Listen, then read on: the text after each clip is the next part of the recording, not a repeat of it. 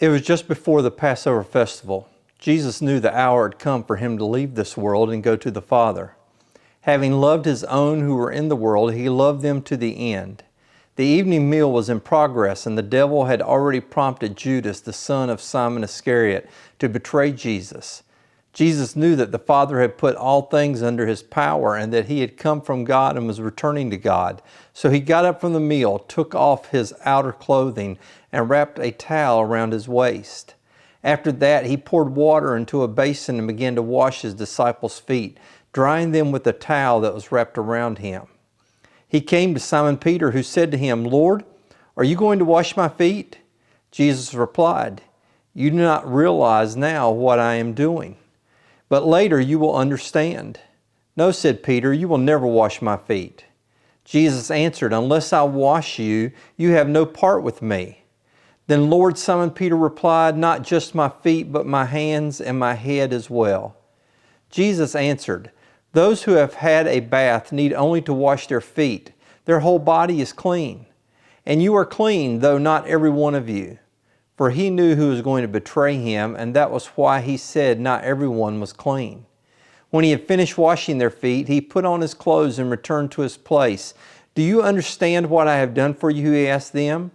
"You call me teacher and Lord, and rightly so, for that is what I am. Now that I, your Lord and teacher, have washed your feet, you also should wash one another's feet. I have set you an example that you should do as I have done for you. Verily, truly, I tell you, no servant is greater than his master, nor is a messenger greater than the one who sent him. Now that you know these things, you will be blessed if you do them." Hello, welcome to the online message of Corinth Christian Church. We want to wish all our mothers a happy Mother's Day today. We're thankful for the efforts, the sacrifice that you've made on our behalf as children. And we're thankful for our mothers and what they mean to us. 40 years ago, on May 25th, 1980, Tampa International Airport air traffic controller gave instructions to Flight 182 to enter a holding pattern as they approached. The pilot acknowledged, and then suddenly another voice came across the air with different instructions for the airliner. The pilots heard those and acknowledged and began to change course. The first air traffic controller looked around the room and realized no one else had issued that command, and quickly interrupted the crew's new instructions by saying, "Negative, Flight 182. Proceed with former directions for the hold." Everyone in the room stopped because they realized what had happened. Someone with an aviation-based radio had pretended to be an air traffic controller and had tried to countermand their instructions. No clue who they were or where. All they knew is that it was someone on the airport grounds, and what they were doing was very dangerous. Over the next several weeks, it happened 5 more times, each time issuing dangerous instructions. One time they told a TWA flight to abort landing when doing so would have caused them to crash. On July 10th, maybe the worst case of all, the mysterious voice gave instructions for a departing Delta flight to climb to 29,000 feet and to maintain that altitude. This time, the real air traffic controller missed hearing the fake instruction, but the pilot heard and acknowledged and stopped climbing at that altitude, putting him on a collision course with another jet. Thankfully, one of the air traffic controllers noticed that he wasn't at the 31,000 feet that it was supposed to be at, and instructed them to climb to the proper altitude. They did it before disaster came. And then, just as mysteriously as these radio transmissions started, they stopped. And to this day, no one really knows who or why they were doing these transmissions. You know, there's probably no voice that's more important to us than our mother's voice. It's our mothers who sang us to sleep, who read us bedtime stories, who calmed pain and hurt and fear, who gave us advice. In the past, our parents' voices were probably the strongest voices, the strongest influence that we would ever be around or come across. But in the world that we live in today, we hear different voices calling out, giving us directions to live in every aspect of our lives. There are more voices directing us than ever before. Some of them say you're the most important person in your life. You can't please everyone else, so you've got to please yourself. Some say the only thing that matters in this life is being happy, and you'll be happy when you buy this car. You'll be happy when you get this insurance. You'll be happy when you buy this deodorant. Some voices say you deserve more than what other people have. Some people say you're smarter, if you work harder, your life will be complete when you have all of these toys, when you own all of this stuff. Hopefully, we have mothers and fathers that have directed us to a voice that says, follow me. Because there's a voice that's calling out to us that says we were made for more than that this world has to offer. That we are loved by a Creator who wants to be our Father. We are called to do more than to just live and die and collect as many toys as we can in between those 2 points. Life is short, and it's too short to be wasted just on ourselves. There's an eternity that is available to those who follow this voice, the voice of Jesus. And we have to choose which voice we're going to listen to. One voice will lead us to disaster. One voice will bring us safely home. Jesus gives an example of this about how we're to listen to His voice. He gives an example to follow. He's going to do something that we've read about here in this passage that is rare. It's something that is unexpected. It's something that the disciples would never think Jesus would do. And this morning we're going to do something in that we're going to look at the end of this passage first. You know, the end is the most important truth that you'll find in this passage. It's found in verse 15. Jesus is basically saying this. He's saying, what I did was not so much about you. It wasn't because I liked washing feet. He goes, what I did because I love you. I washed your feet as an example to you because this action holds a truth that you need to grasp. Jesus says to them, you call me teacher, and you're right. I am. When are you going to learn these truths? You call me Lord, and again, you're right. When are you going to really follow me? See, this final lesson that Jesus is giving them is on the subject of humility, and He's saying basically you need to pay attention. There's going to be a test, and so far they've failed it. They failed and missed the point of humility and service. Just previously they were arguing over which of them was going to be the greatest. Luke 22:24 describes how a dispute rose among them as to which of them was considered to be the greatest. So Jesus is teaching them that to be the greatest, they have to be a servant of all. And He does that by modeling this lesson rather than just lecturing on it. He lives out what He's preaching right in front of their eyes. You know, this is probably the most important night of Jesus' life up to this point. It's the night of the Passover. They're celebrating the Passover meal. It's the night that we call the Last Supper. Within 12 hours, He'll be arrested. He'll be beaten. He'll stand trial multiple times. And in these trials, the determination has already been determined. He's going to go to a cross. It's the holiest night of the Jewish calendar. It's the night that you remember that God delivered them from the death angel in Egypt. Jesus and His disciples are in this upper room of a borrowed house, and their feet are dirty. People wore sandals as they walked over the same unpaved, dusty roads as animals, and the sweat from their feet collect dirt and grime, and frankly, they become somewhat disgusting. As they partake of this Passover meal, they would recline on couches and pallets that were laid on the floor, and your feet wouldn't be under a table as we would eat today, but instead they're kind of close to someone else's face. And so foot washing in that culture was not just some ritual they did, it was a necessity. It had a practical application.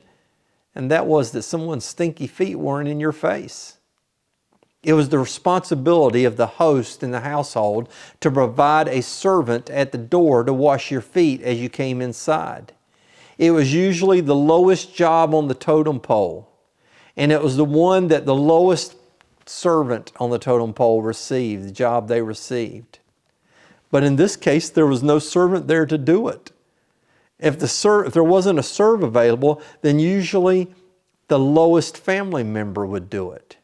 If it was a rabbi's house, the lowest of his pupils would do it. But in this case, as the disciples came in, they all quickly made their way to get the best spot at the table, the one nearest to Jesus. Maybe that's what started the argument. Who's going to sit next to Jesus? And they might be thinking, maybe I'm not the top disciple, but you can bet I'm not the worst. I'm going to make sure I get as close as I can. And so no one takes care of the other people's feet. I mean, if you get up to wash someone's feet, someone's going to take your place. You're going to get knocked further down the ladder of significance. And so there they are, reclined with 24 dirty feet in each other's faces. No one willing to wash another's feet. No one willing to do the dirty job. Sadly, no one's even willing to wash Jesus' feet. Now, Jesus knows time's short. The day of his life is almost over, and the shadow of the cross has grown to a point that it covers every aspect of his life.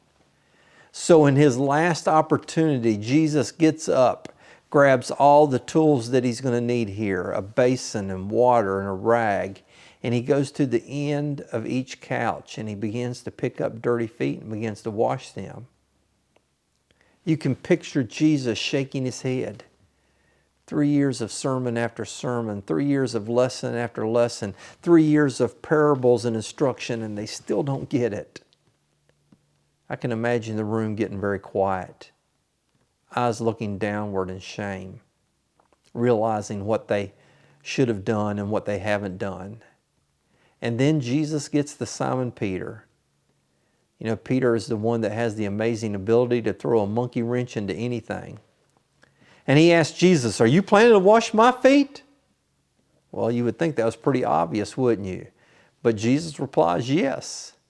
And Peter immediately says, "No, you're not washing my feet." And in this passage, Peter not only tells Jesus no, he uses the strongest Greek form of negative possible. There are 2 words for no. And if you're really adamant about saying no against something, you combine these 2 words together. And that's what Peter does here.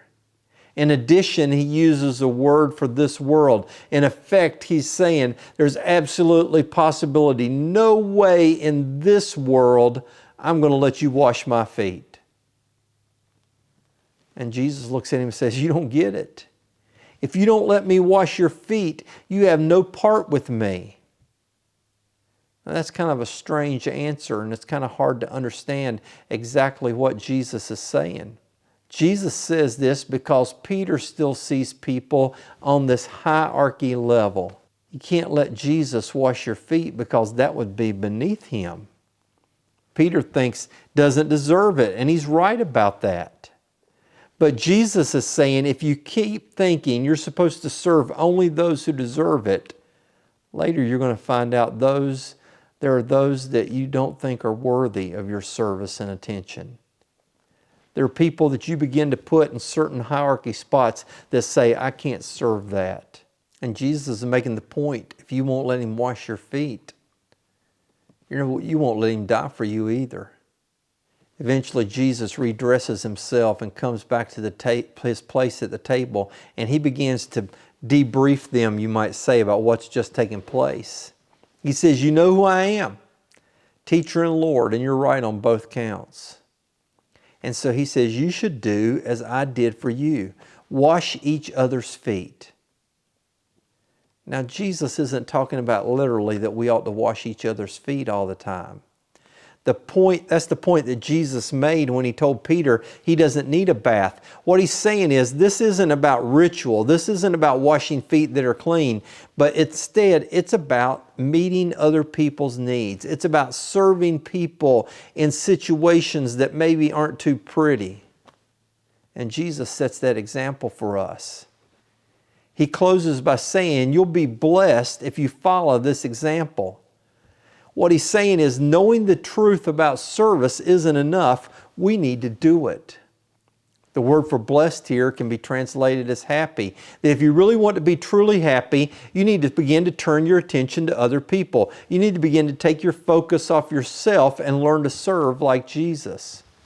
John wrote in 1 John 2:6, whoever claims to live in him must walk as Jesus did. When we put ourselves first, it usually ends up in disaster. The summer of 1986, 2 passenger ships collided in the Black Sea. Hundreds were overboard and drowned in the cold water. The reason the ships collided was not because of a navigational error. It was not because of some technological failure. It wasn't because of some fog or some weather area. Both captains knew that the ships were in front of them. Both captains knew that they were on a collision course with the other ship. But both were so stubborn they refused to give way to the other. And that's how we are many times. We refuse to give to others. We refuse to share with others. We refuse to serve others because we're only concerned about ourselves. So what do we learn from the way that Jesus taught us to serve? First of all, to serve like Jesus, you have to know whose you are. Before he ever took that towel from around his waist, says Jesus knew that he came from God and had all authority given to him by the Father. Jesus knew who he was. He was the Son of God. He was God in the flesh. There was no real threat to his ego to step downward, to humble himself. No need for him to defend his self-worth. No desire to make others think he was better than he is because he knows he's the Son of God. Only a person who is confident in the fact they are a child of the King can lower themselves to be a servant of the poor. They don't have to lift themselves up. God already has. 1 Peter 5:6 says, humble yourselves therefore under God's mighty hand, that he may lift you up in due time. As Christians, you are adopted by the King of the universe. You are a chosen child of God. You are a prince or princess. What he's saying is you're big enough that you can be small. Some people have a problem in the opposite direction. Their self-worth is too great to serve. They're too self-important. Their time's too valuable. They're major players in the game of life. They're big names in the community.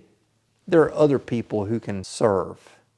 Other people who can clean toilets. Other people who can wash the dishes. Other people who can clean up after us.